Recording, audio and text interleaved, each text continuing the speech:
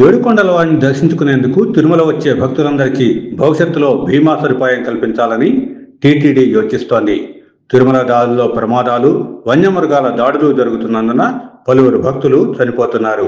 శ్రీవారి దర్శనార్థం రోజు సుమారు 60 నుంచి 70 వేల మంది దాకా భక్తులు వస్తుంటారు. వీరంతా తిరుమల చేరుకునేందుకు 2 ఘాట్ రోడ్లు, అలిపిరి మెట్ల మార్గం, శ్రీవారి మెట్ల మార్గం, క్యూలైన్లు ఉన్నాయి. వీటిలో భక్తులు అప్పుడప్పుడు ప్రమాదాలకు గురి కావటం, ఆకస్మికంగా అనారోగ్యం బారిన పడటం జరుగుతోంది.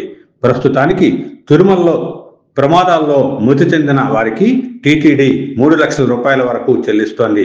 ఇప్పుడు అలిపిరి నుంచి తిరుమలకు, తిరుమల నుంచి అలిపిరికి చేరుకునే మార్గాల్లో భక్తులకు బీమాను కల్పించాలని టీటీడీ యోచిస్తోంది. భక్తులకు బీమా కల్పించే సంస్థలు, అవి వసూలు చేసే ప్రీమియం, దాతలు, ఇతర అంశాలపై సాధ్యాసాధ్యాలను టీటీడీ పరిశీలిస్తోంది.